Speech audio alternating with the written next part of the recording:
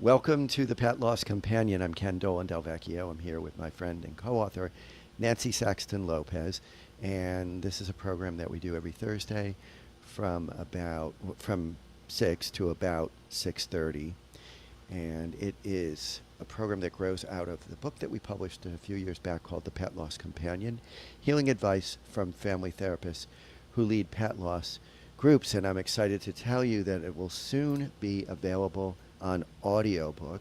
It'll soon be available on Apple Books, Spotify, and other platforms. We'll keep you posted on that.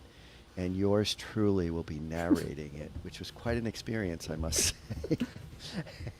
Yes, it was. We'll keep I you heard. posted on that. And what we do on this program much of the time is we read letters from members of the audience who share their stories about their beloved animal companions, their lives, the end of their lives, how they're doing in the aftermath of loss. And we invite you to send us your stories as well. You can reach me at kenddv@gmail.com. You can reach Nancy at nancysaxtonlopez@gmail.com. And all of the rest of the information that you might find useful about the program is included in the description that accompanies it. There's a number of ways that you can support us. You can, as one of those ways, you can become a subscriber to the Substack, where we post correspondence and photos that we receive from audience members, so our back and forth with them, and also the pictures that they sent us. Also, there's information there about how you can RSVP for the pet loss support group that I facilitate once a month. And that is a group that meets on the second Tuesday of the month from 6 o'clock to 7:30 p.m. and people join from all over the world. And if you'd like to join us, we'd be very happy to have you. And there's no cost to participate. And we'd also like to ask you right at the outset to please like the program, give a thumbs up, leave a heart, leave a comment maybe. And if you haven't already, please subscribe, because that brings the program to the attention of other people who may benefit from it. Also, we are in an affiliate relationship with a company called Bereave that makes these beautifully crafted granite memorial plaques. And if you It's really nice. if you purchase one of these plaques through the link in our description, we will get a little bit of a gift from Bereave as a result of your purchase. So if you would like to buy one of these plaques, and we do recommend them, and they sent us one, it's a really wonderful, heavy, well engraved plaque, then please consider purchasing it through the link on our program. And I think that's it. Nancy, you want to get us started? Yeah, we have a story tonight, and then we have an update too. So our story is from Gina around her beautiful Moxie. And the update is from Rhonda with Frankie. And we had shared her story of Frankie back in early July, I think it was, right? July 10th, I think, yeah. So, sweet Moxie. Here's Hi, Moxie. Nancy and Ken. I found your podcast recently and started listening to all the older and more recent recordings. It's been comforting to know that I'm not alone in my grief and what I'm feeling. This we hear all the time. It's so important. This is Moxie. There she is. After her last grooming appointment, she was the sweetest mix of Maltese and Yorkie, a Morkie. We had the pleasure to live in her world, for 15 and a half wonderful years. It's now been a little over 2 months since the passing of my dear girl, and I am missing her tremendously. Moxie was the best girl. She was my best friend, my companion, my co-worker, my walking buddy, and my Netflix and chill girl. For most of her years, Moxie was healthy and energetic, even as she aged. She was diagnosed with pancreatitis and was managed with diet, and we had no issues. During a wellness visit, she was diagnosed with a heart murmur. Then an echocardiogram showed she had congestive heart failure, which again we managed with medicine, lifestyle, and checkups, etc. She was still thriving. A couple years ago, in the middle of the night, she had trouble breathing and then passed out. My husband thought she had died. It was very traumatic. We rushed her to the emergency vet. They administered medication and gave her oxygen. She came out okay after a couple nights in the ER. We had new medicine, still monitoring her closely, doing everything the ER vet and our regular vet told us to do, along with every 6-month echo tests and wellness visits. At this point, she was probably on 5 different medications, different doses, given 2 times every day. Our vet said she was the poster child for the heart medication because she was doing well, and she far exceeded what they say a dog would live with her condition. She was still full of energy, and everyone that would meet her thought she was a puppy. Now, more recently, Moxie and I were relaxing, and Moxie jumped off the couch and made a choking sound. She fell to the floor and passed out again. This time it was me who thought she had died, as she was lifeless and stiff. I rubbed on her, calling out her name, and she finally came to. Standing there in a daze, she had urinated and spit up a little. We watched and monitored that day, but her breathing still did not seem normal, and we took her to the emergency vet. They put her on oxygen and gave her an IV of medication for her congestive heart failure. After a few days, we were able to take her home. They asked us back for a blood test to check her kidney levels because of the amount of medications they had given her during her ER stay. The results came back with high kidney levels, so we had to adjust her heart medication. Throughout the process of medication adjustments, we visit to the vet every 48 hours for kidney level rechecks. Moxie's eating was slowing, and it was becoming more and more difficult to give her any medicines. Her energy level decreased, and her bowel movements weren't good. She was constipated, but also had diarrhea. She'd have good mornings, bad evenings, or vice versa. There were no good full days, only partially good days. It seemed as if the second fainting episode and medication given in the ER really took a toll on her heart, and her kidneys, and she started to show her age. Trying everything we could, we made her chicken, rice, turkey, eggs to get her to eat and take her meds. We bought several different flavor pill pockets to get her to take medication. She started to go downhill quickly, losing weight, not eating, not taking her medications. We felt there was no reason to continue with the kidney checks since she wasn't taking the meds, and the blood tests were torture for her. She'd hide under the chair in the vet waiting room. We didn't want any more suffering, no more vet visits, poking and tests. I was scared that we'd go to the vet again and that they'd want to keep her and she'd pass away during the night without me, all alone. I couldn't let that happen. We know our dog. We know she wasn't herself. We knew she wasn't feeling well, especially when she wouldn't eat. She wouldn't give us kisses. There was no affection. Even going to bed the last couple of nights, walking down the hall, I had to pick her up and bring her to her bed as she was slow and weak. After some deep conversations, reaching out to friends who had been through this, reading the website, doing the research, taking the online questionnaire and the checklists, we made the most difficult and heartbreaking decision, and we called Lap of Love Veterinary Hospice and In-Home Euthanasia. I was devastated that it had come to this, and so quickly. Once we called, we had almost 2 days before our appointment.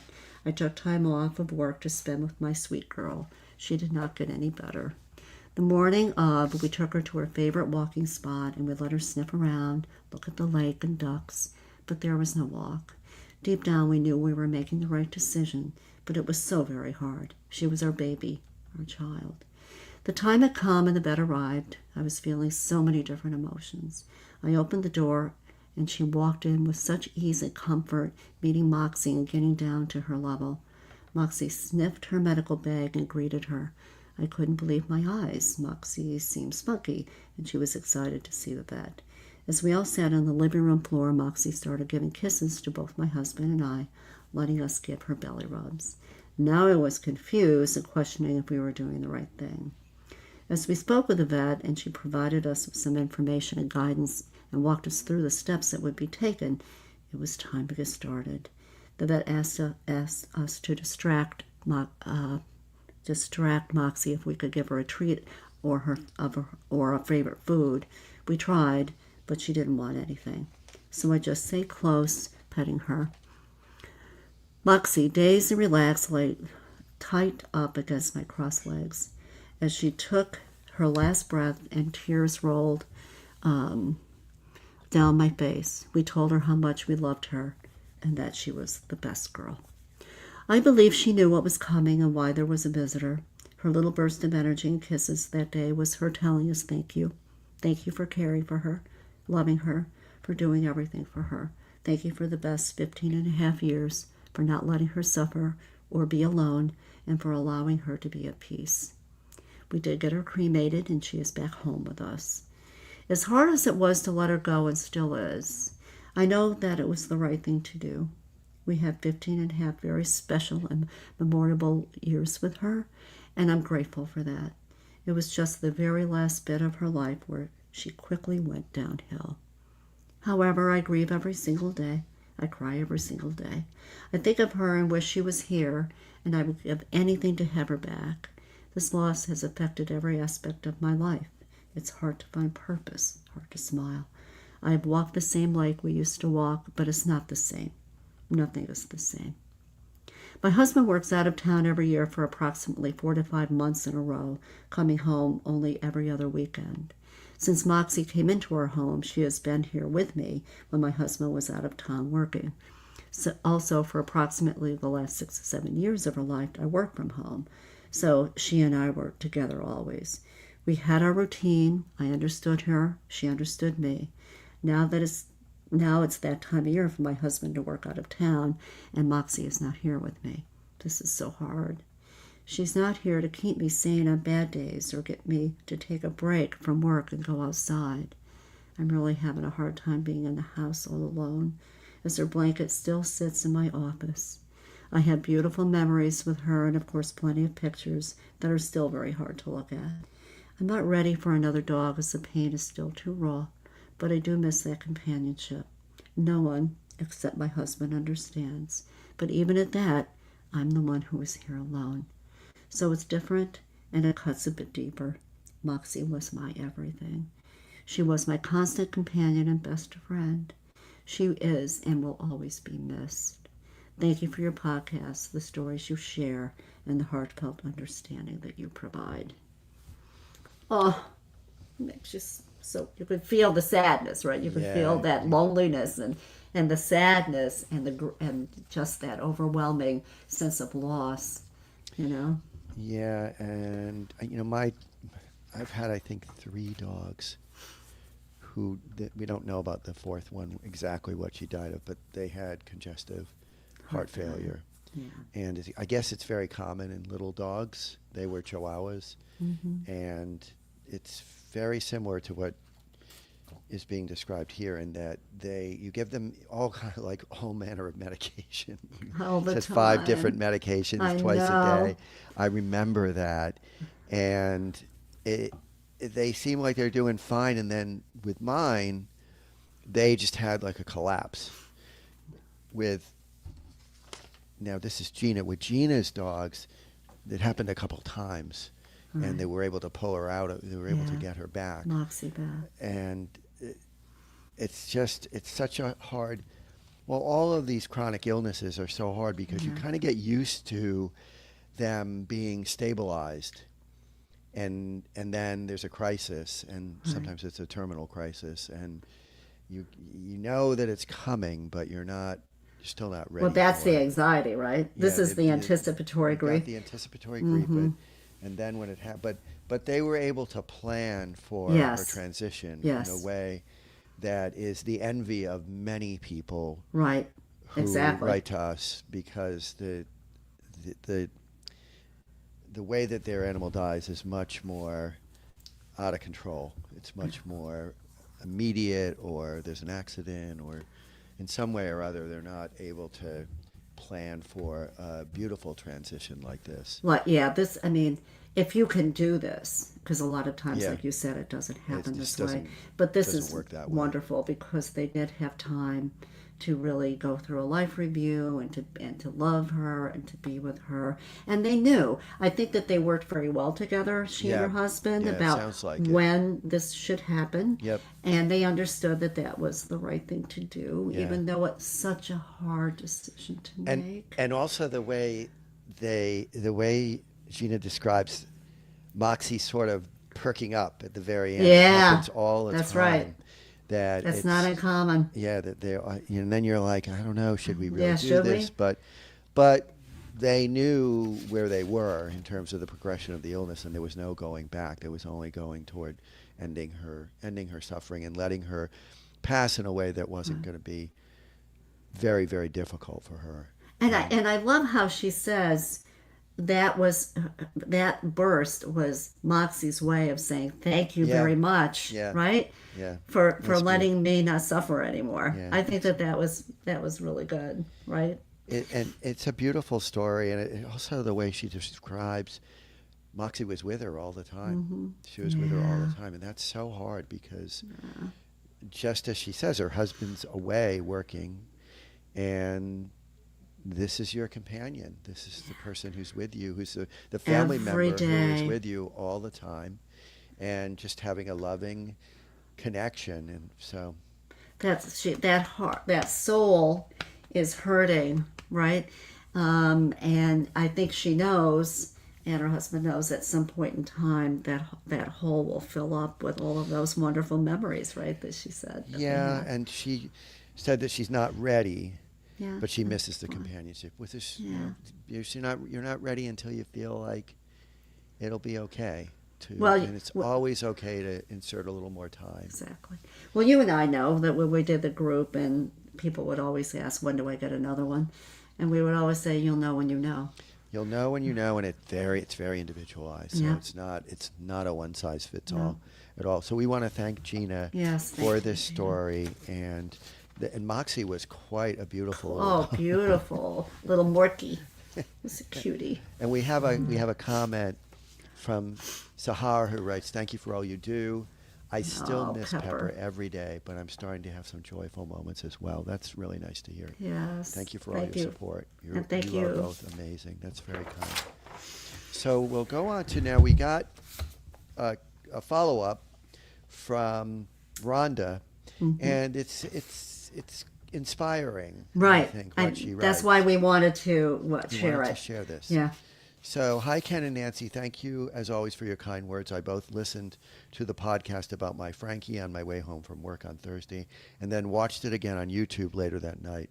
What a different sort of experience to have someone else read your words. I wanted to thank you for the nice things you said. Yes, Frankie and I, and his sister, Maggie, did have a beautiful life. For a bit of it, I was quite broke, and although we had a roof over our heads and food, we were sleeping on the floor with no furniture, no extras, etc. To know that your pets love and accept you no matter what, even when so-called friends no longer want to stick around because you're not so fun at the moment, is one of the universe's greatest gifts, maybe the greatest. With them, I built our lives back up better and better every day, and I consider them both my good luck charms. Now that they are both together at the bridge, I'm also sad for what I guess is a whole era of my life that has come to an end, really. I have a very small family, no siblings, etc., and had a strained relationship with my mom for quite some time before she passed. My dogs and I did our holidays together, etc., ourselves. I used to tell them all the time that we were a family, the three of us, and that's all that matters. We celebrated moving into steadily more improved places until I was finally able to buy a house last year, albeit just me and Frankie at that point. Wow. We celebrated promotions for me at work, on and on, so many big life steps from my age of 33 to now 50. That's the great thing about dogs. They always want to celebrate no matter what the occasion. That's right, Rhonda. That's for sure. I wanted to tell you that through listening to your podcast and some of your guests, I found out, excuse me, that the pet death doulas exist. I then read about them. Ken and Nancy, I felt such a calling right away that I can't really explain it. For years, I've been trying to find an animal-related field that I could go into and switch careers from what I do now, but college costs, etc., were prohibitive for me as a single person supporting myself. And then I found out about pet loss and pet death doulas and was like, oh my God, this is it. This is what I'm supposed to be doing. I've experienced very cold treatment about pet grief in the past with the losses of prior dogs. And even now with Frankie, I noticed that people did not have the patience for it because I guess maybe people thought I got enough empathy when Maggie died. And when I found out about the pet doula path, I was like, this is how I can help other pets and people. I don't want other people to feel alone or unsupported in their pet grief or questions about their pets at near end of life. And I felt like Frankie was saying to me, this is it, Mom. This is one of the lessons I'm leaving you with. I'm already enrolled in the certification program at UNE starting in September. Do you know what UNE is? Is it Nebraska, University of Nebraska? But anyway, she's starting in September. Wonderful. That's amazing. It's just amazing. I still have my foster geriatric here, my foster geriatric lady here. It's a long story in and of itself. I hadn't planned on that, and I had planned on finding her a forever home and then adopting a young pup that likes to walk and car ride, etc. All the things I'm used to. But this little miss has some health issues that have shown themselves, which may make her unadoptable and have to stay in foster permanently. I don't know. And I desperately want to adopt again, but I'm quite afraid of the future here, so I'm trying to just do my best and manage as best I can in the current environment. I wish you both so well, and thank you again for reading my letter about my boy Frankie and the nice things you said. And it was nice to hear that some of the things I have been experiencing in my grief are normal. I would imagine all of the things she was experiencing. And we're normal, are normal. You are both such angels for us pet parents with care, Rhonda. So Rhonda is, again, We're so excited such for her. an example of being inspired by the love you have for your animal companion and making a legacy that is really about the relationship that you had and also having it's also such a paying forward to other people in a society, in a culture that is so unprepared and unpracticed at helping people with this very fundamental aspect of life. Right. And so that's just really, really wonderful. And I'm so excited for her, right? I'm glad she's doing this. And maybe part of that was a soul contract. So when Frankie died, then this came up for her. She through this process of her grief, like you said, right? Yeah. And now, we know that Frankie's on her shoulders, right? He's going to guide her through this. She even said, like, it's almost like she could hear him saying, "This is it, Mom. This is one of the lessons I'm leaving you with." Yeah, that's right. Just great. That's right. Just great. It's just wonderful when, we always, as hard as it is, we always find wisdom in the aftermath of loss. If we're paying attention and we're allowing ourselves to experience the fullness of our grief, we take away gifts. And sometimes they're life-changing, right? Like this. And so it's just wonderful to hear that from Rhonda. You remember the story that, when I started the group, right? So I wanted to do something because there was nothing available, right, back in the time that that I graduated, and I talked to Susan Cohen, and there's not really too much around, so I decided that maybe a group would be a really good thing to do, right? And so I got hooked into the Delta Society, met Carolyn, remember Carolyn, who was the first person that I worked with, and we approached St. Huber's, right? And he said, "Great, this is wonderful. Usually we have so many other, difficult issues, animal control and the shelter and whatever. So this is fine." So we picked April, and we picked, okay, we'll do the the first Tuesday of the month, right? Not realizing that was a year to the date that my Tashi died. Yeah. So that was my calling, right? Yeah. And hard then, to know. It's hard to know what, it's just the things, the coincidences that seem really more than coincidences. That's right. Because how would you pick that one Yeah, day, right? yeah, And yeah. I wasn't thinking about that. It was just we're going to do April, and we'll do the first Tuesday, and it was the third, and April 3rd, a year before that she had died. It's something. So I also will take this opportunity to mention that we have been able to add to the description in the program some of the friends of our Good. program. So we have Crystal, who was recently on, Crystal Susie, who does consulting and coaching, and we have Angela Shook, who Yeah. is a pet doula, and we have Kate Lasala, Kate. who is a behavioral specialist and a pet loss doula, and so it's really I want people to know that Know because that, for a right. while we couldn't add extra links because we were posting additionally on Facebook, and Facebook restricted the number of links that could be on a post. So now we're just on YouTube, and we can put these on also Right. on the Spotify program when I post afterwards. So maybe one day soon Yeah. we will have Rhonda on there as well.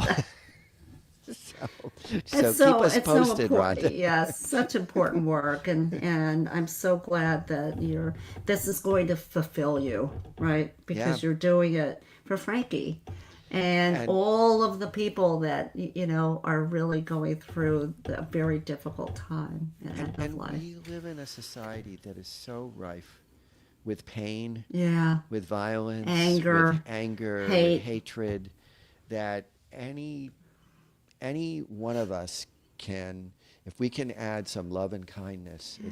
it's really important, really, really important. So we want to thank Gina for her story You love about Moxie. her beloved Moxie, and we want to thank Rhonda for keeping in touch and Yeah, letting us and know where she's gone with her grief. where she's going. Good. Yeah, and we wish her great fortune as she continues to learn and work in this area. And so we'll hear everybody. We'll see everybody next. Hear everybody. We'll see everybody Well, next also, week. the YouTube. Yeah. Oh, yeah. Yeah. To give a heart. If you haven't already, it'd be great if you could subscribe.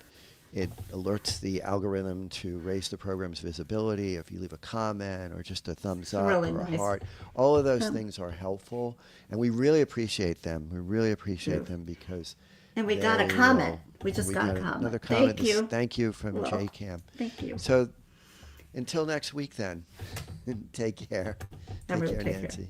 Bye bye. It's your Ken.